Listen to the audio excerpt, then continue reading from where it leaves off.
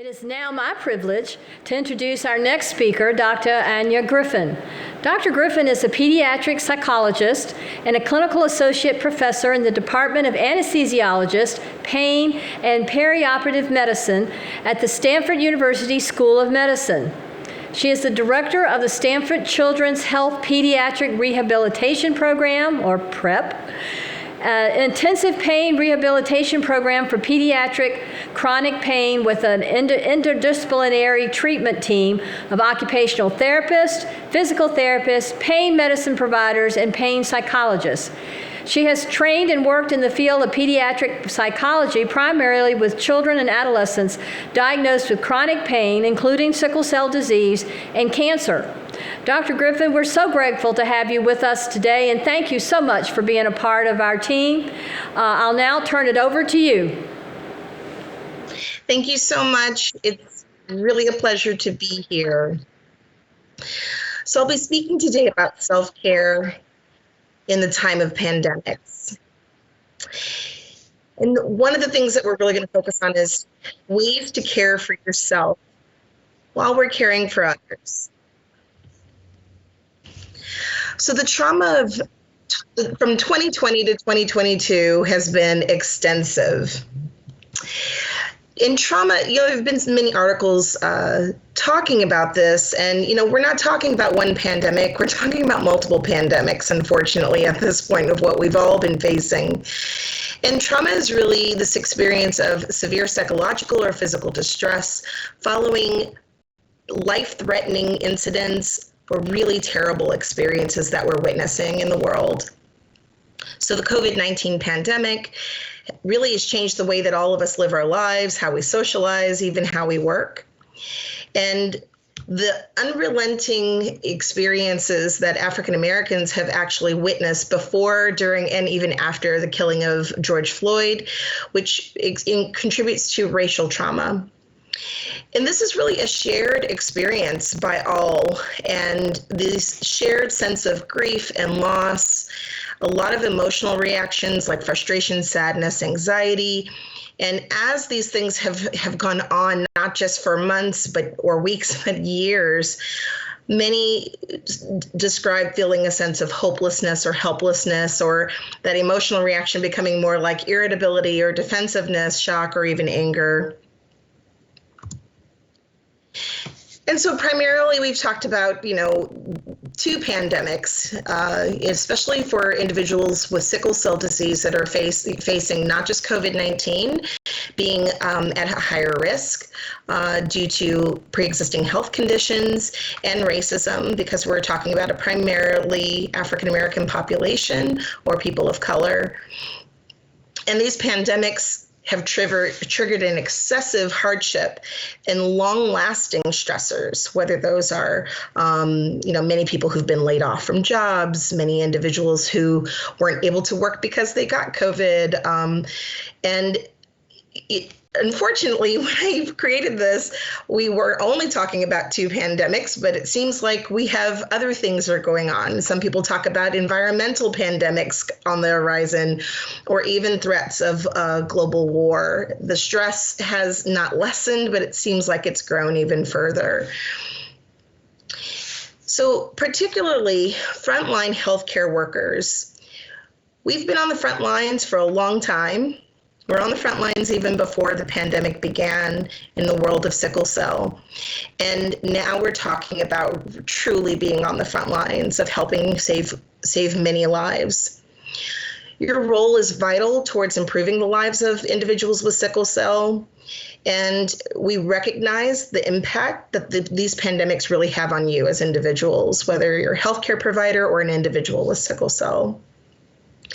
And there's something that we call battle fatigue, and there's a sense of grief and psychosocial distress that permeates our lives beyond the workplace, really in our personal lives as well.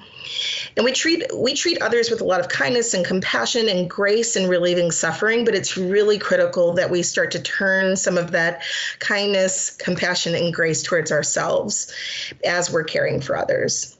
And these pandemics have only heightened the need for daily self-care.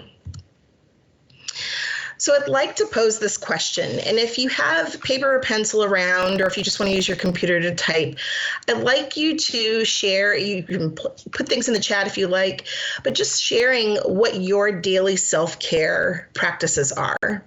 Just identify what those things are, at least 1 to 3 things that you do every day for self-care.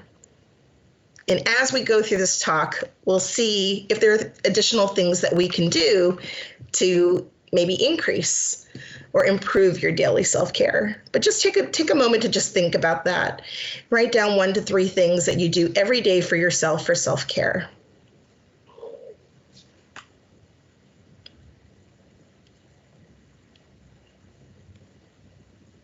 Okay, and you can continue working on that if you like, but make sure you've written at least 1 to 3 things down. So the benefits of self-care. Daily self-care helps to obviously improve our overall health and well-being, but increase positive thinking, which actually helps us with problem solving a little bit better, reducing the impact of stress on our daily routines and work and social interactions, manage things like depression, anxiety, and other emotional health concerns that have become much more prevalent for everyone now. Taking time out to care for yourself helps to manage the stress and sets the tone that your needs are also important. And if it's important to you to be able to take care of others, then it's also important for your own well-being to take care of yourself. So since the pandemic, we've all had what the term is Zoom fatigue, and we're not on Zoom right now. We're using Teams, but we call it team fatigue. When we've been doing a lot of meetings have switched over to video calls. Some patient care continues to occur through telehealth for many. I'm here in California, so we're definitely still utilizing this as a primary platform. So Zoom fatigue is a very real thing, and it's increased with those long, constant gazes into the computer that really contributes to that fatigue. And so some of the recommendations we've seen and some articles that have been written, I have one listed at the bottom, that suggests downloading the blue light filter if you haven't done so already, or blue light blocking lenses.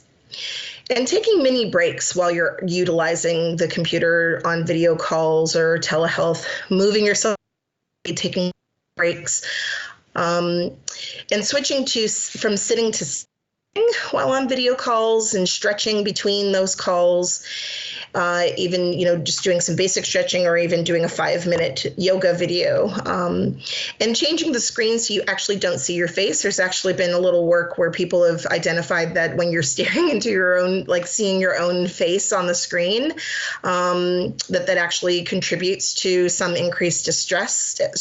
So using the speaker view and reducing your own face on the screen. And try to, we are multitaskers, but attempt to multitask less when you're doing video calls.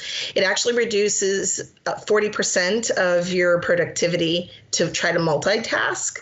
So actually, just doing the video call and saving those other tasks for later. And switching to phone calls when possible. We've been doing so much on the screen that's increasing to some of our distress that phone calls might be a better method from time to time. So we'll talk about self-care from a mind, body, and soul standpoint to create a sense of balance. So with mind, so how do we take care of our mind? So we can recognize when we're feeling overwhelmed and get some support. Reducing our stress level by doing things like writing in a journal daily about our stress. There's actually some research that's been done in the past where writing in a journal every day about a distressing experience versus writing in the journal every day about the weather outside, just writing the weather report. And those individuals that wrote about a distressing experience each day actually had was deemed better immune systems by having fewer colds and flus and typical illnesses just by writing about their distress for the day. So journal writing is something that I highly promote for all of my patients, and something that I think is a really good and simple tool to help to manage some of that stress.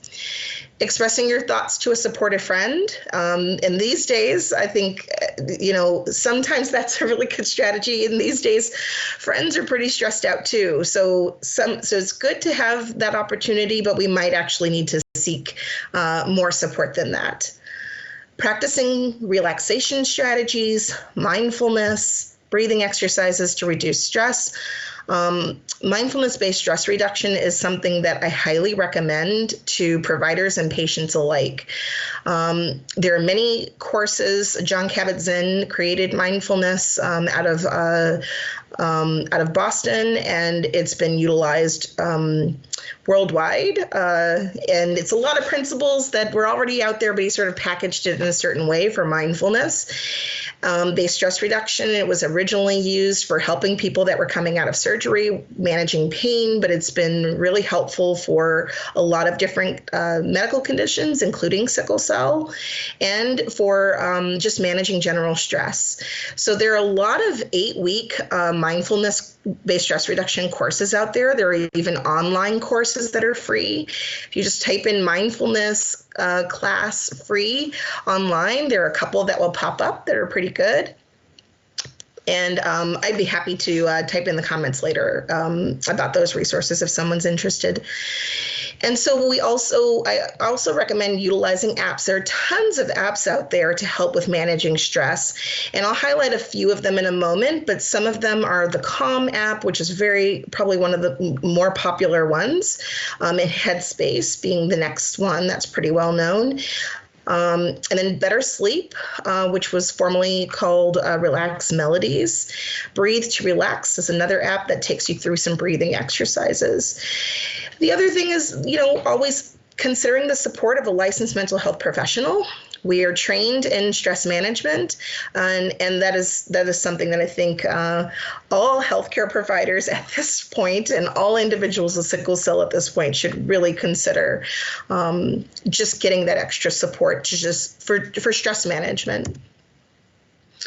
So I mentioned that I was going to highlight a couple of these apps. So Headspace is one app, and Headspace actually partnered with Netflix. So for those of you that have Netflix, there's actually a really good series, and these are the 3 different programs that we have on Netflix.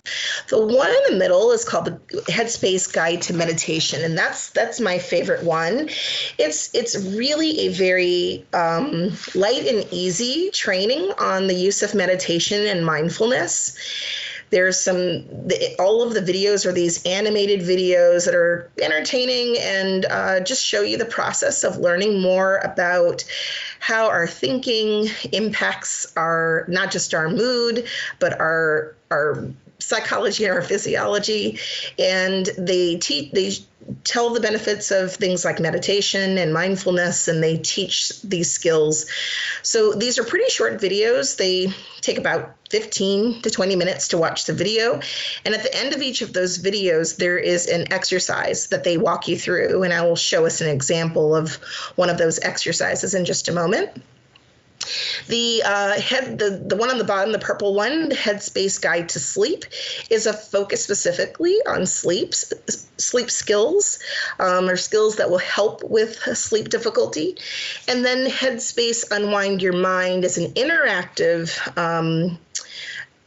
series on Netflix that allows you to answer a few questions. And then after answering those questions, it will select a video that will best serve what your needs are. So if you're stressed, if you're feeling sad, if you're having struggles with sleep, it will handpick a meditation or a relaxation or some kind of coping strategy for what your needs are that day. So I think that one's a pretty cool one also. So in a moment, I'm going to show a really short video on some of the resources that are available for Headspace. And so this will actually take us through a very brief exercise. It's no more than a minute long. And I know that some of you might be doing other things. You might be taking notes, but I ask if you could just for 1 minute, whatever else you're doing, if you could pause that for just a moment and just bring your attention and awareness to the video that I'm going to play, and allow yourself to follow through if you feel comfortable doing so.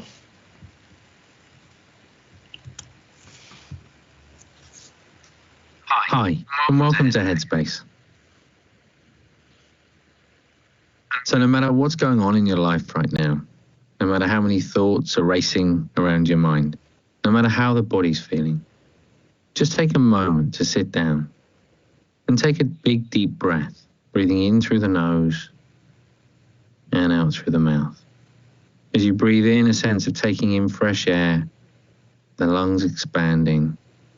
As you breathe out, a sense of letting go of any stress in the body, in the mind, just feeling the muscles soften and relax. And close your eyes if you'd like to. One more. Breathing deeply in through the nose and out through the mouth. And just take a moment to pause. Allow the thoughts to come and go. And then just gently opening the eyes again.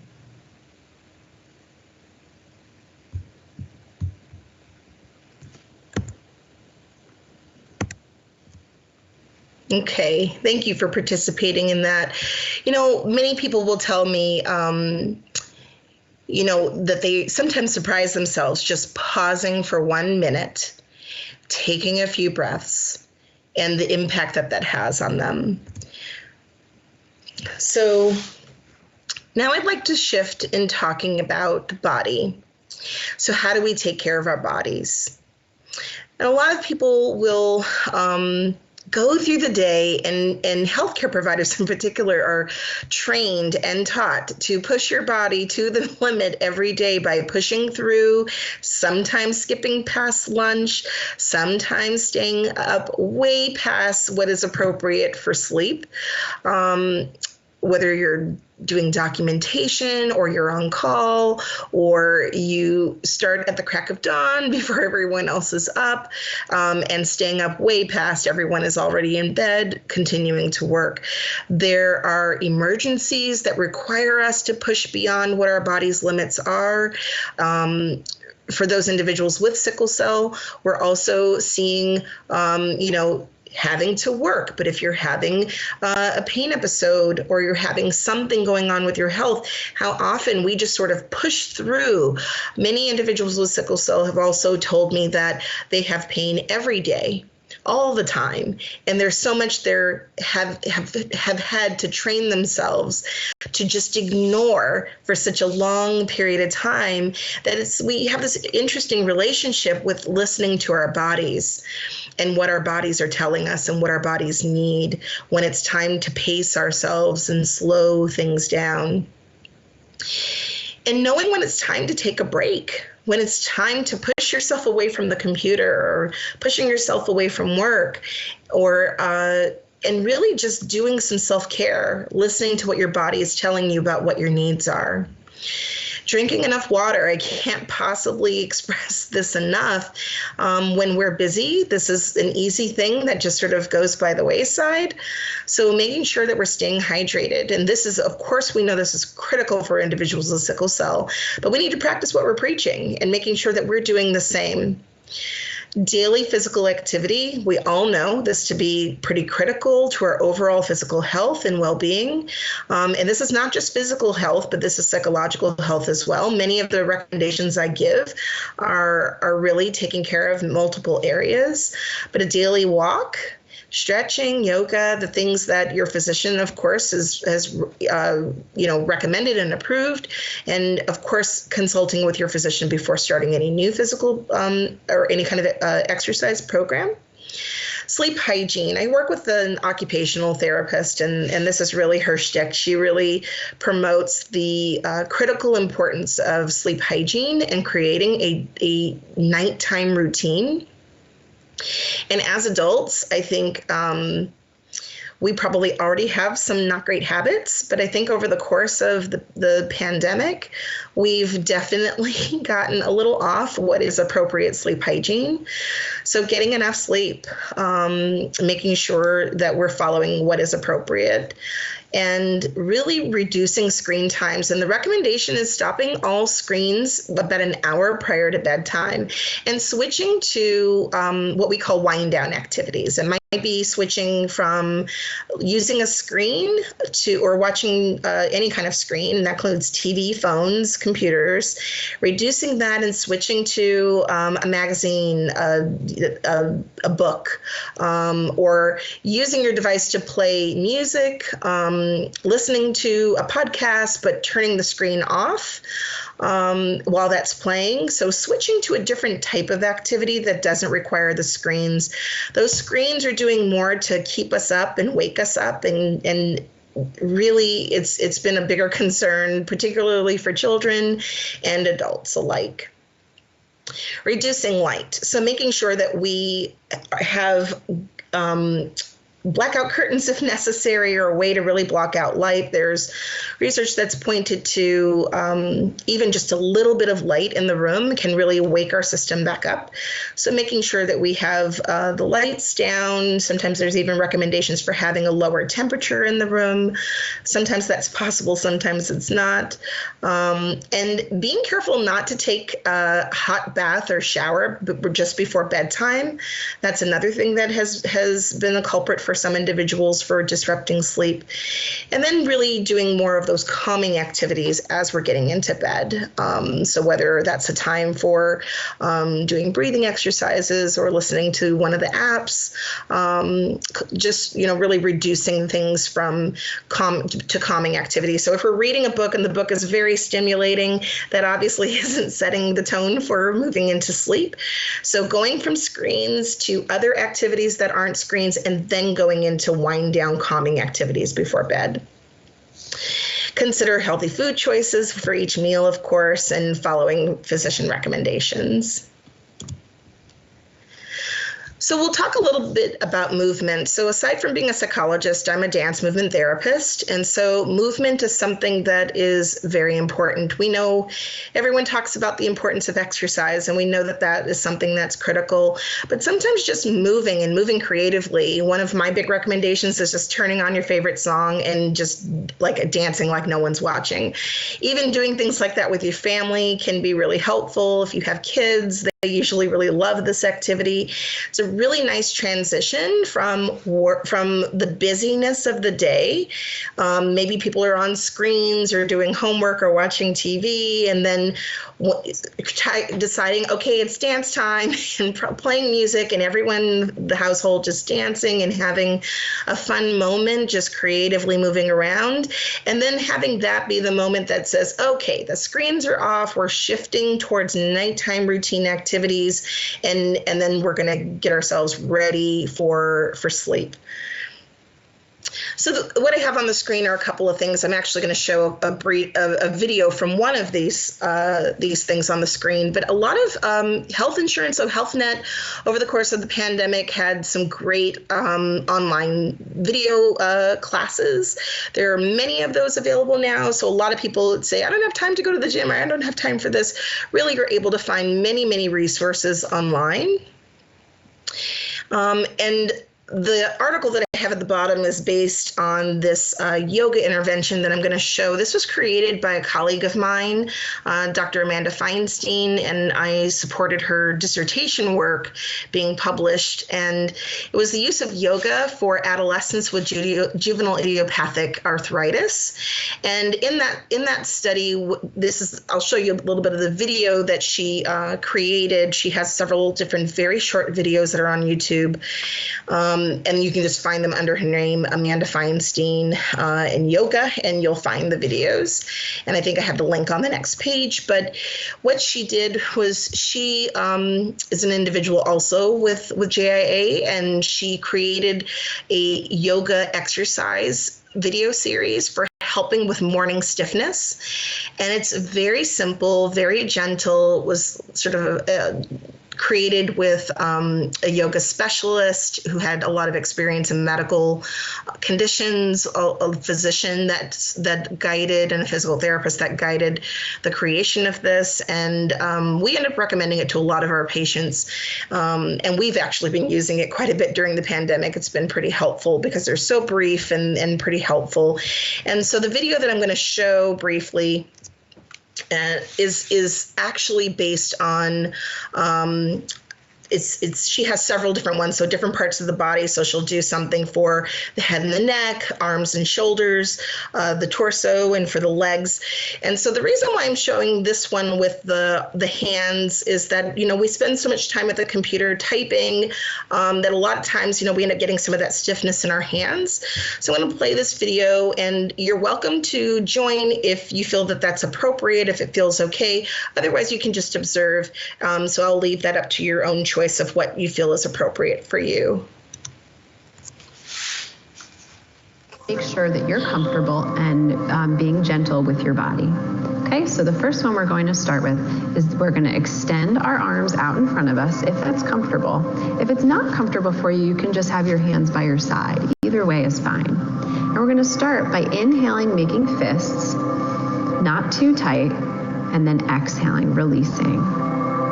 And then inhaling, making fists, and exhaling. And again, breathing in, exhaling, releasing your tension. And again, breathing in, making sure to be gentle with your hands, and exhaling, opening wide. Now you can just shake out your hands a little bit. Good. So the next movements that we're going to be doing are specifically for our fingers. So let's just hold our hands up in front of us. And what we're going to be doing is we're going to be touching our thumb to our pointer finger, then our thumb to our middle finger, then thumb to the ring finger, and then our thumb to the pinky.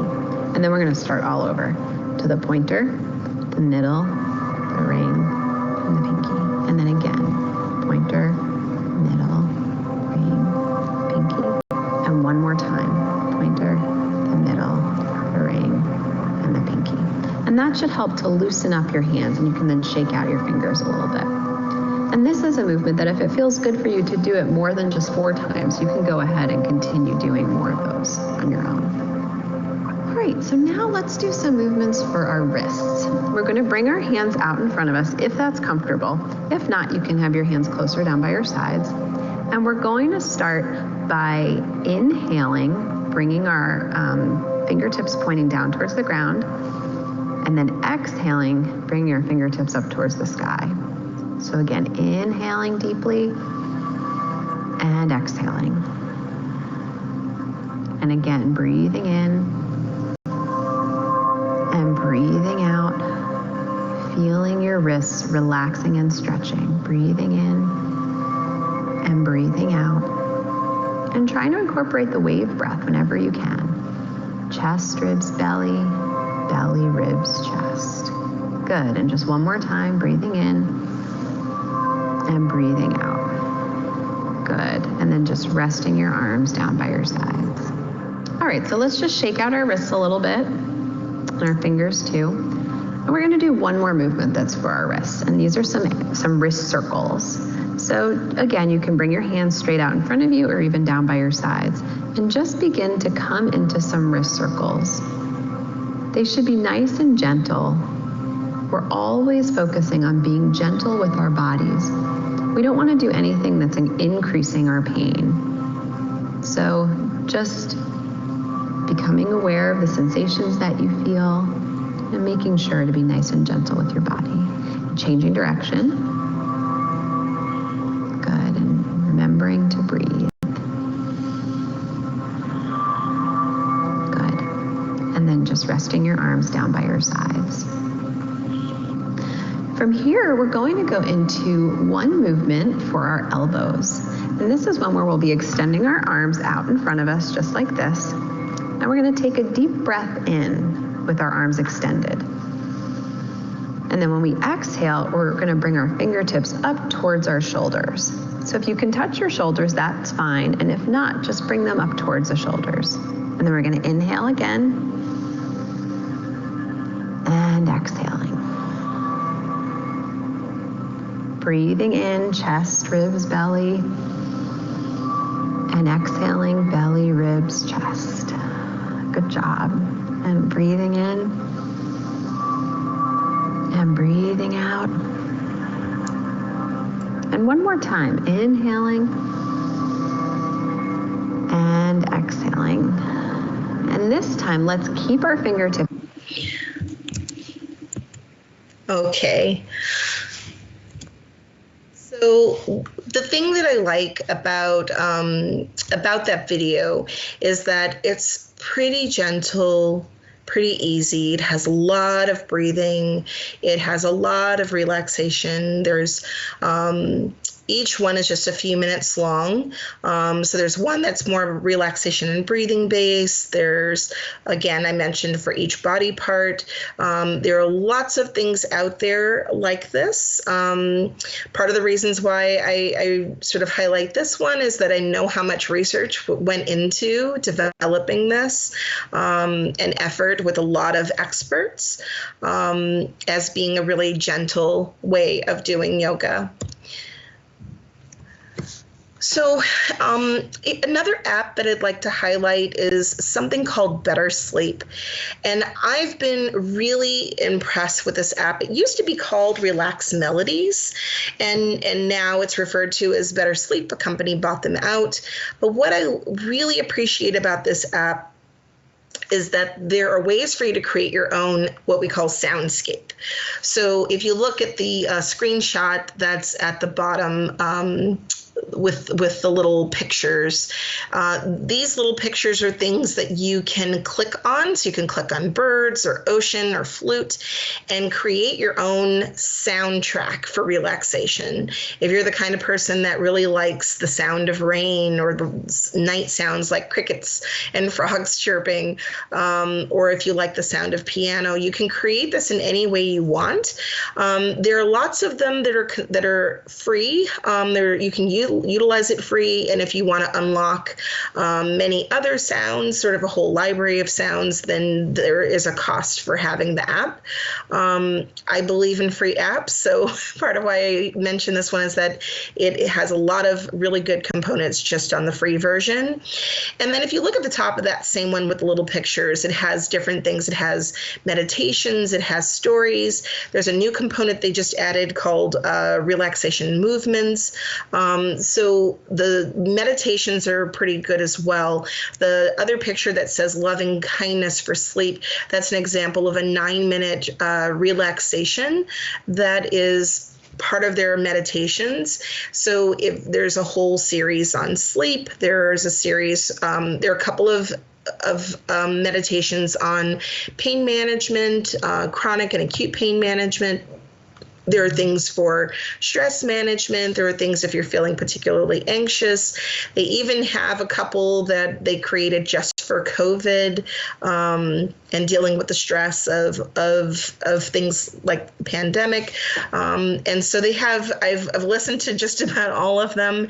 They're really great. They've done a really great job of creating these meditations for this app. And if you're the kind of person that needs your mind occupied a little bit more, they have something called stories. I find that a lot of kids like the stories, though there are these bedtime stories that the person will read to, but they're designed to help a person drift off to sleep. So some considerations for utilizing this particular app for helping with sleep or helping with stress. I know it's called Better Sleep, but I find that it's really great for just general stress management as well. So let's move on to the soul. We did mind, we did body, and now we'll move into soul. So many people describe the use of prayer, religious practices to help with caring for their souls. That might be more of a meditative prayer, or relying on their spiritual community to help with moments of grief or the need for additional support. Loving kindness, which was an example of the Better Sleep app, Loving Kindness. That's Loving Kindness is a really interesting. It's a mindfulness-based stress reduction technique that is looking at the idea of sending love to towards yourself, sending it out to people you care about, even sending it out to people that maybe you have a struggle with, and sending it out to the whole world, just sort of like shifting one's mindset about maybe the difficulties you have interpersonally with others, and really shifting that towards care and concern for yourself and care and concern towards others. Keep a daily gratitude journal. A lot of times when we're struggling and we're having the difficulty with stress, our mind tends to be consumed much more with thoughts of stress, the worries of the day, maybe the worries of things from the past or in the future. What a gratitude journal every day can do for us is that it starts to subtly shift our mind. And if we decide I'm just going to keep a list, and I'm just going to write 1 through 5 of the things I'm grateful for the day. Some people want to write it in narrative form. Some people, just write about one thing in particular.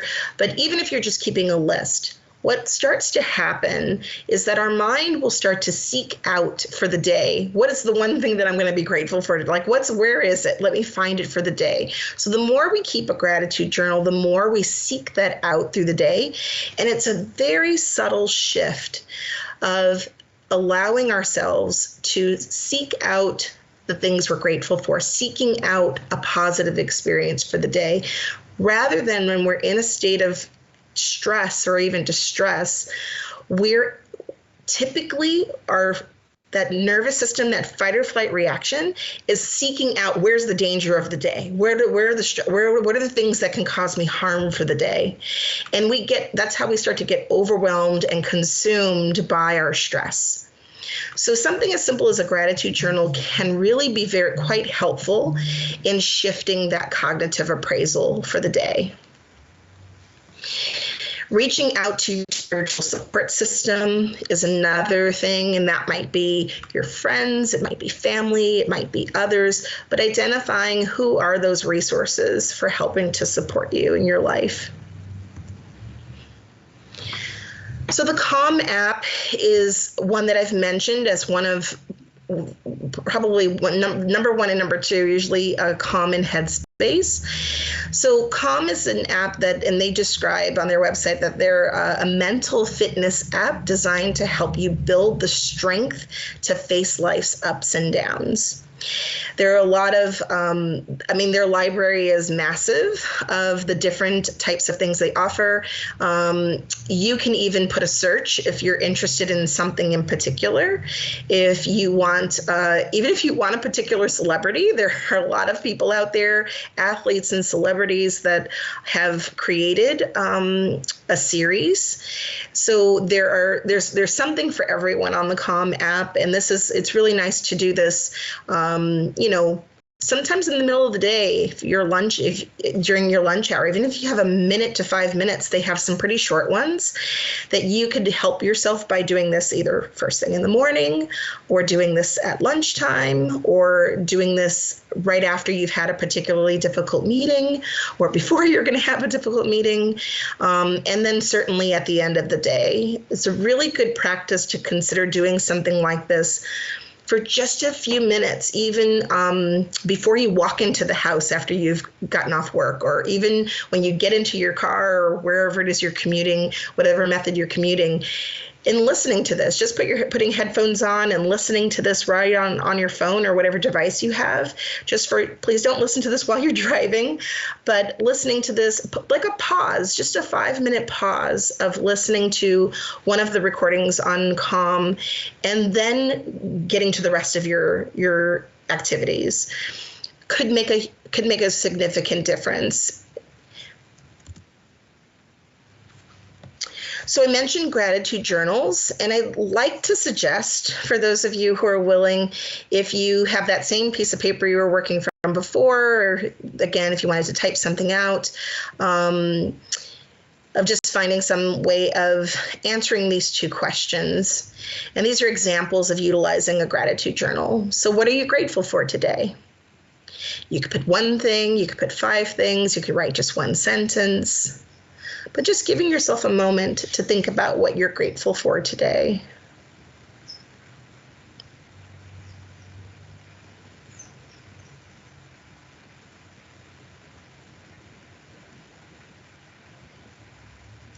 And then the second question, what is one good thing that happened today? And these can be really simple things. It doesn't have to be that you won the lottery. It doesn't have to be that you got your promotion you were waiting on or the raise you were waiting on.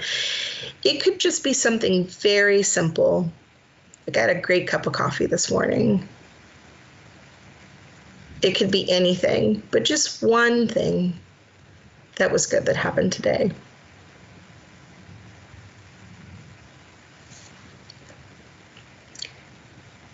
And it's as simple as that. You know, just writing down one thing or a list of a couple of things.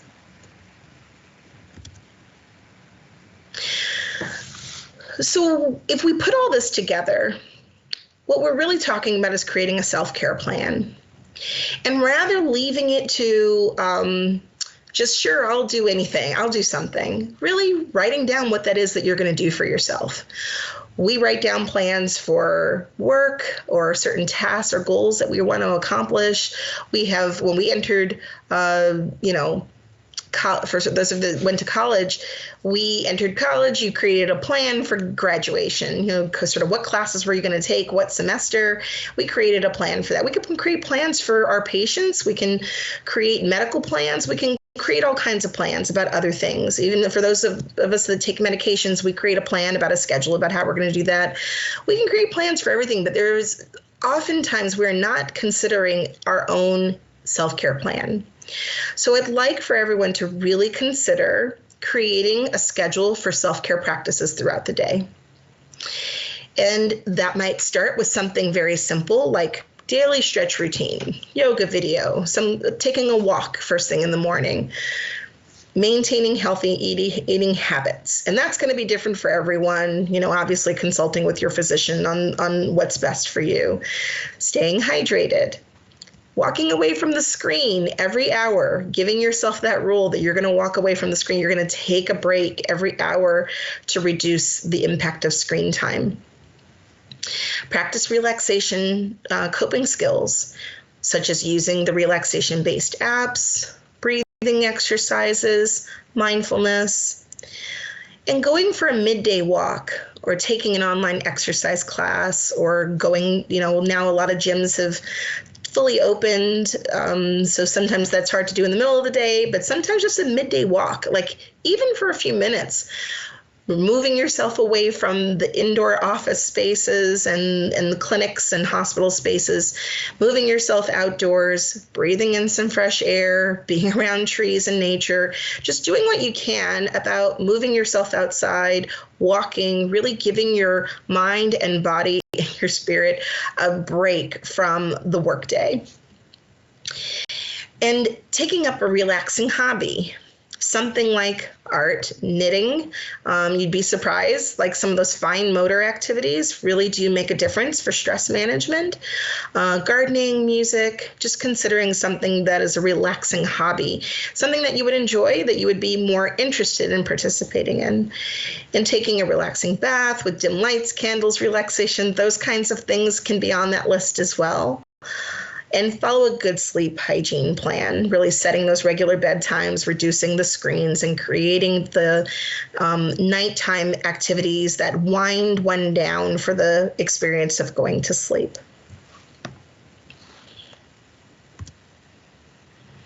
So I wanted to share mental health resources. So the American Psychological Association Help Center has a lot of really great resources.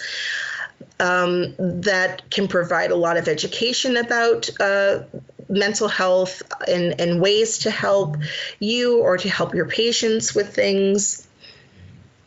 Also, the National Alliance on Mental Health has additional resources, a lot of hotlines and ways to find mental health services.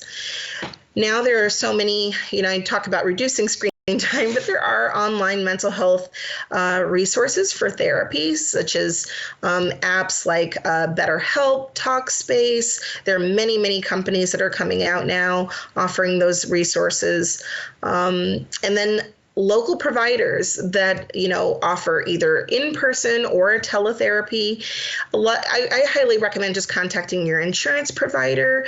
If many hospitals and companies provide EAP services, which are usually several employer-supported mental health therapy sessions that can, many times they're anywhere from 6 to 12 sessions, depending on the company and what policies they have available. But it allows you to have more immediate mental health support, especially if you're dealing with a particular acute stressor. And then support groups. And there are lots of support groups out there for different types of concerns and individual needs.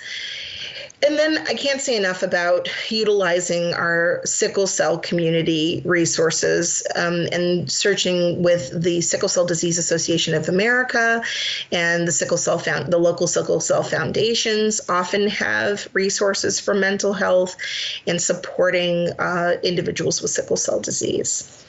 So those are the resources that I really wanted to share with everyone. And I'll stop sharing my screen because I definitely want to be able to answer questions and engage with our audience if there are chats or questions that folks have.